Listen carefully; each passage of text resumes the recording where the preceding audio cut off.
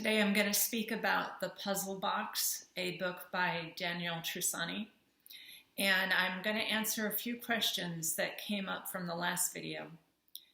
So I'll start with answering a question. Someone wanted to know how I know that I've done this timeline before several different times. So I'm going to explain it from an astrological perspective first. In ancient astrology, it was known that you live out an eightfold incarnation path. And the way that you determine that is by the moon in your chart and how many times you have done a particular incarnation path. So if you're a balsamic phase moon, meaning the moon waning just before a new moon, you are finishing 7 different lifetimes on a particular path. And you may have even done exactly the same lifetime again and again. So if you're in the balsamic phase, know that everything that you have mastered in those phases, you are about to compost. And that's kind of how this works here. If you're in a new moon phase, meaning that it is just on the other side of the moon and starting to increase, you've begun an incarnation path, okay? And whatever your topics are, you've mastered something else. The other way you can look at it is your south nodes and where the south node is, and the north node and your destiny. And I would suggest also the work of the Pluto Evolutionary Cycles by Jeffrey Wolf Green. And I also look at in your chart where your Pluto is.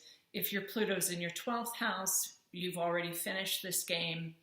Pluto is about hell and the underworld. So generally, if you have Pluto in the 12th house, you finished this game already and you came back for some reason. If you have Pluto in your first house, then you're going to go through like beginning experiences, learning how to basically live in this puzzle box, this dragon box, this dragon fantasy land that we're in. Today I'm going to talk a little bit about someone named Princess Diana, and I'm going to refer to her chart a bit, and the name Diana, and Diana correlates to the moon. So I'm going to just review a few different things here, but I hope that helps you. Many of you have deja vu experiences. You felt like you've been here before, you knew this person before, you lived in a certain place before, you remember a certain decision, like crucial decisions, and you remember being at that crucial decision mark. Like that's a way of knowing how many times you've done the particular incarnation path that you're on. And I absolutely agree with Aurora, the flying lasagna. None of it's fair. None of it really reflects karma.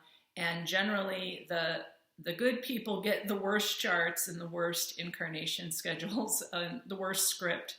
And kind of like the persons that you would consider, they haven't taken the light of man. They did not grow in consciousness in any way in terms of goodness. They generally get great charts, and I've discussed that before. So I also want to talk about Paul Wallace, and I really like, there's kind of like a few different reinterpreters out there of the Mesopotamian and the cuneiform. Paul Wallace and the Eden Conspiracy and the Invasion of Eden and his whole book series is the best of what I've seen in terms of people who are actually studying the ancient text. And Paul Wallace also spoke about Jesus and aliens in the Bible and the hidden truth in the New Testament. So I'm going to cover that a little bit. But Paul Wallace is receiving death threats, and it's just amazing how controversial it is to rethink these things. So if this is upsetting you, or you feel like I'm, judging your religion, or, I'm sorry, but I just need to get the record straight, because if we don't know where we have come from, then we cannot understand what is happening now. It's that Epimetheus, Prometheus things. Like, we have to know what has happened to understand what's happening now and how to get out of the puzzle box. Okay? So, in Paul Wallace's work around Jesus and aliens in the Bible, he explains many other anomalous births with an encounter with light or some, orb or something that's coming, and it seems to abduct the mother. He even showed images of like ships with light beams, and this mother had some unbelievable star child be born that is monitored throughout its life. So one of those beings was Lao Tzu. And I have studied the work of Rudolf Steiner. I'm not saying I'm a follower of anthroposophy or Steiner or any of the Lucius Trust people or any of the Blavatsky stuff, the Theosophical people, but I've studied all of their work, okay? So Rudolf Steiner, in fact, said there were 3 of these created avatars also through different periods, and they were created avatars, okay? And Lao Tzu was one of the originals, and then we had some different Christ figures, and then right now there are 3 different people that I think are holding the Ahrimanic energy, which I said is RFK, the trumpet, and Elon Musk. So generally there'll be 3 star child type of beings that aren't born all at the same time that carry these avatar influences. The avatar doesn't mean that it's necessarily good, okay?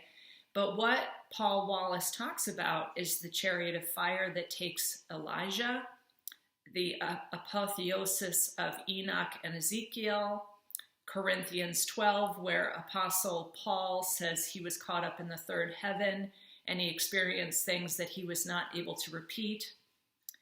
Also in the Gospel of John, he refers to that I have others of this fold somewhere else. He's saying that he's from a different star nation. Others of these fold are counting on him and so forth. And then the Revelations chapter 6 and chapter 12, the New Jerusalem is a giant cube with artificial light, with everything that's needed, and the cube can take about 10,000 people. And I've shared pictures of exactly what that cube looks like. I put that on my Facebook page, but also on my community posts. So you have to know how to use my YouTube channel to get to all the community posts. But after these chosen ones are taken into some new cube, the stars fall down and the sky rolls backward and there's a whole new region of space. The sky rolls backward and there's a whole new region of space. So you understand, like, this is all holographic. If the sky can roll backwards, it's kind of like what I was telling you, like there's consciousness fields, it layers like this. And if one layer disappears of those Russian stacking dolls, you're going to see an entirely new place. Isn't that exciting? Now we have to go back to 2 million years ago. And this is a writing that I shared. Many people appreciated it. The author is Jamie Phillips, but I have read Ashayana Dean's work. I'm not a follower. I understand what has happened to her. I also have read all of Lisa Renee's work, so I'm very well informed about this. And I read them after basically having my own experience and someone saying, oh, you should read that. That's what you're saying. And that's how it happens for me. So it's not like I read these and then form my ideas. And you can see everything that I've just studied about Andromeda was based on my physical experience of going to these stone places and seeing the same story again and again all over the planet in the petroglyphs and the mounds. It was Andromeda being harvested. And so now I'm going to tell you what Jamie said. 2 million years ago, Draco defeated Lyra, and the Lyra royalty had to bend a knee to the Draco queen to save the human species. The children were given to the Draco queen to make a warrior species to serve that Draco queen, and it was basically a join or die ultimatum. The reptilian hybrids gained light codes from the Lyran DNA because that DNA was quite high, whereas the Draco DNA was called dark. a DNA which previously contained very dark energy. So what you had was a reptilian hybrid. These created the Lyra and Draco hybrids that we know as the Anunnaki. So if you read the whole thing by Jamie, he's talking about the past gray aliens and the future gray aliens, because they're doing the same thing again now. And now you can see Claude digging and scraping in the background. It's always great to have Claude. You can see a man, okay? And that is, in my world, the Y chromosome's role is the digging and scraping. I'm going to get into that in this video too. So anyways, that happened back then. That's who the Anunnaki were. The Anunnaki, this highly technological race, was created back then as a warrior race. You see, that's the past grays, and right now they're doing the same thing for the future grays. So when I explain that I've done this timeline a bunch of times, it's because I have done this and come back and been like, okay, folks, don't do this. And ever since I was 4 years old, I would not take, that's in some of my videos. I think they're only left on BitChute. But anyways, so they were AI masters. They were AI masters, and they used the reptilian genetics with the Lyran genetics to make this fighting race, and they had them all in a hive mind. The other thing that the Draco did was they tracked the Lyran royalty, because they can track them through genetic lineage from their blood they collected from the original seed banks or DNA banks. To conduct the blood hunts, all they have to do is have your DNA. And that's where when I did Rosemary's Digital Baby, I talked about DNA at a distance. Like, they have everyone's all the way back, folks. 2 million years of your DNA. They know who you are. They know who you were then, and they know who you are now. Okay, and they can track you. The current Chinese military forces are being bred and created from these same cloning banks, and the Draco are going to use them to conduct an Armageddon. And so if you read about the 200 million soldiers from the East, in the Revelations, this is the script that's playing out. Like it did 2 million years ago, like it did in the fall of Atlantis, and we're going to play out the same thing again now. That's why you have to make your choices carefully. On February 17th of 2025, a Chinese programmer from kunda.org, KUUNDA.org, which is funded by the Gates Foundation, claims that all people in China now have the chip, okay? Including the military. So what's going to happen very soon is I can already see, and a client used her telescope to send me pictures this week of when Venus stationed retrograde conjunct the moon, and you can see they're pulling it down. You can already see some kind of rituals are happening. And I shared that picture, and I'm not sure that you know what that picture looks like. So I'm going to see if I can show it to you again. Here is, you see particularly the pulling down, okay, from Venus. Something is being born. Something is being drawn off, okay? That is a photo that a client sent to me because she has a great telescope.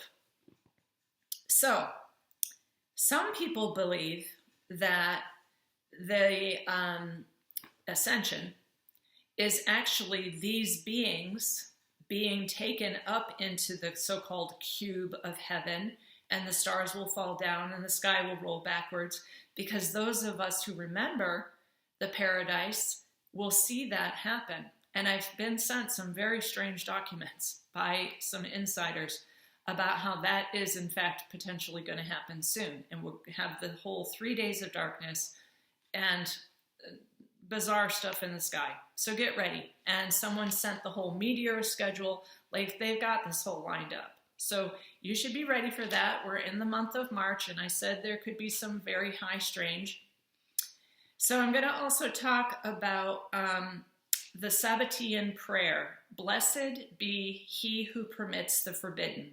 Okay?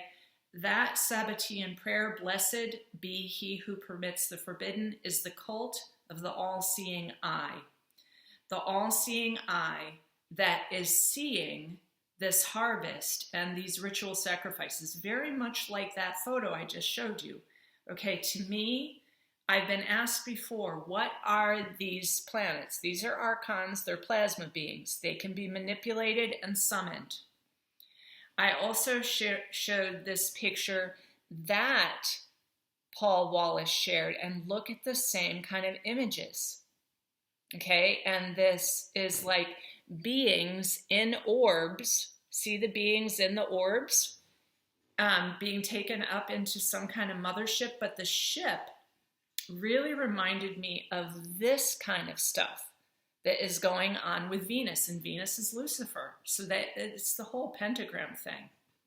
Okay, so the Sabbatean prayer changed Judaism into a worldwide orgy. That was something that I read, and that is on my Facebook page right now, and it is particularly talking about the sacrifice of Diana.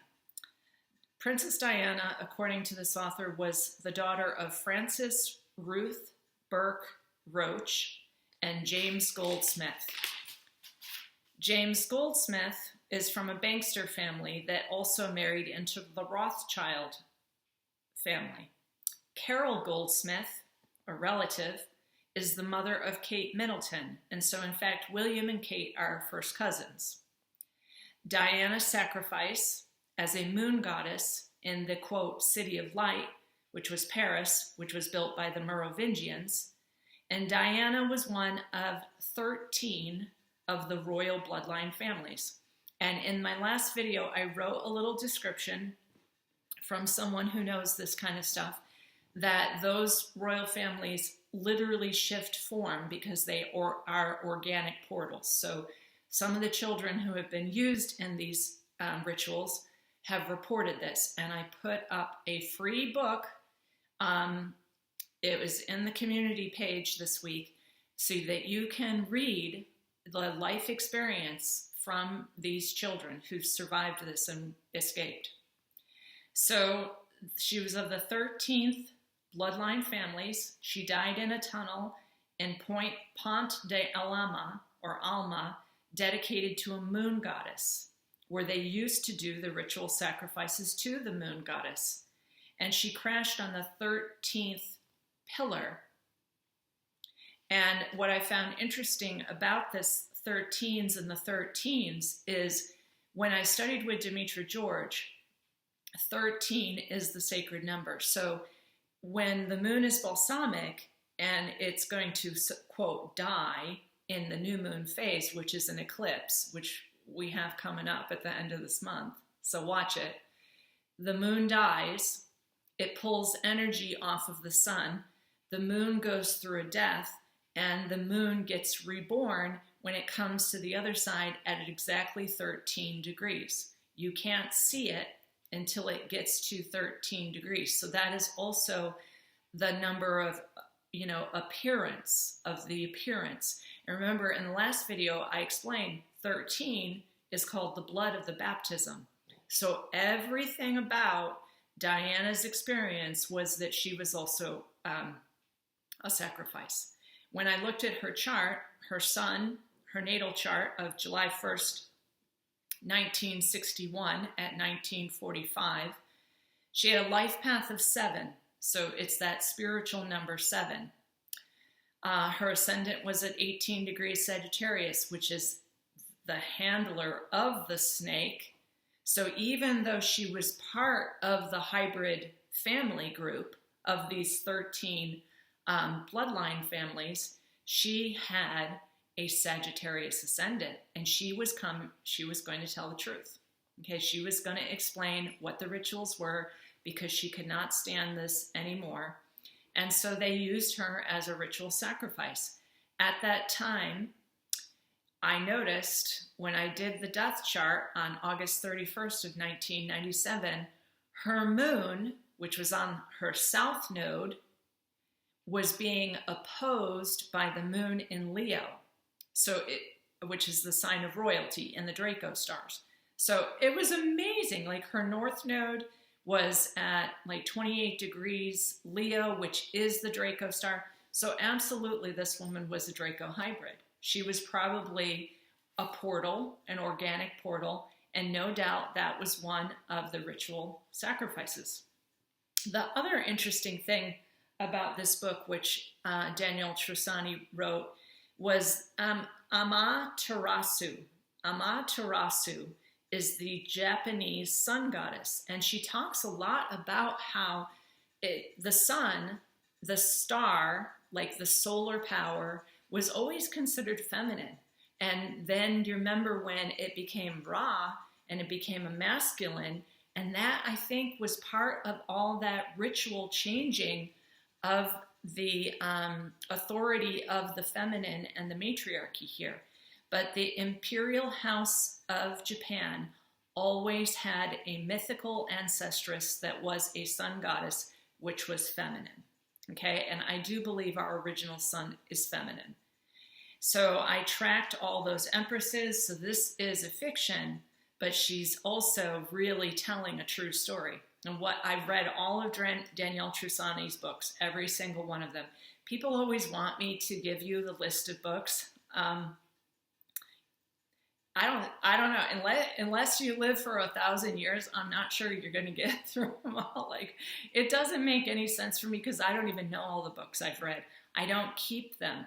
That's the thing. People want me to like make a list. I'd have to do the same thing as you. I'd have to go back through my videos and like make a screenshot of that book. I have no idea, folks. Stop asking me. I mean, it's not like you're going to read this book and have my level of quantum intelligence anyways. Like, you have to develop it yourself.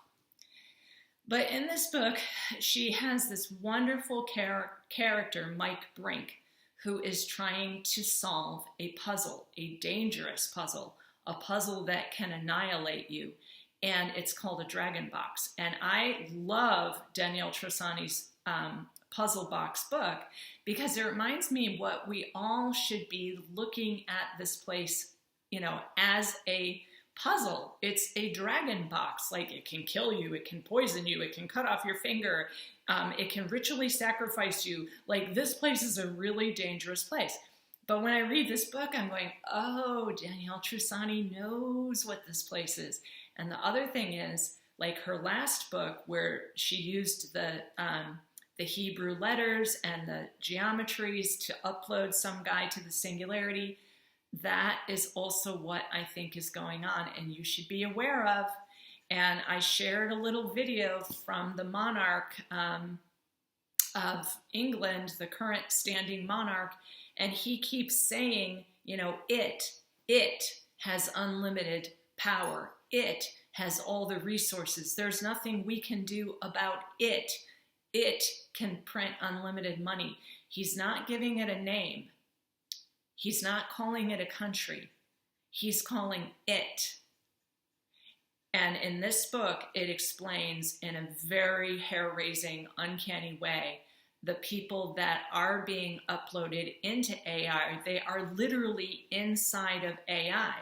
And that's why the phones and the technology are getting stranger and stranger. Like, stuff will come up because it's listening to you all the time.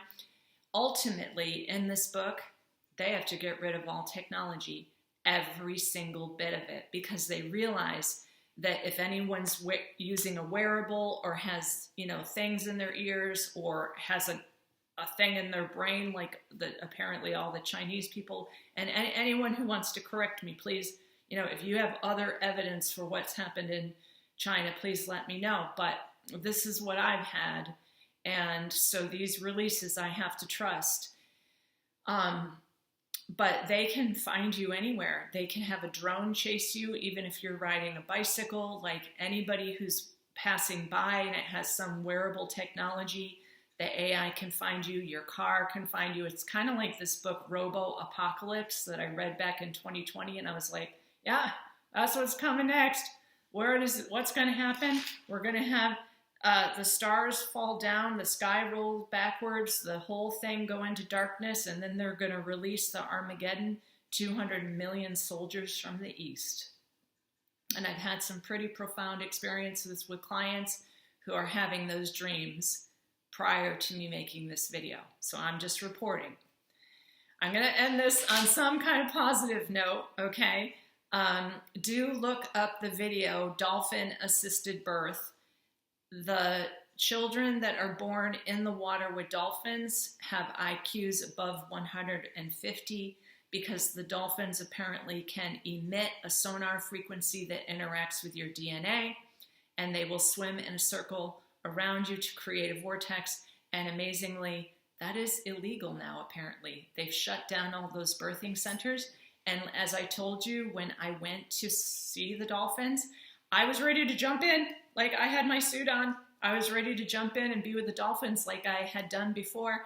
And now apparently you're not allowed to swim with dolphins. I'm going, oh, interesting, because they are the master healers. That is our cetacean DNA, and they know how to heal and upgrade our DNA. And so all children born with them in the water, they're more compassionate, their hearts are open, they're joyful, and they have very high IQs.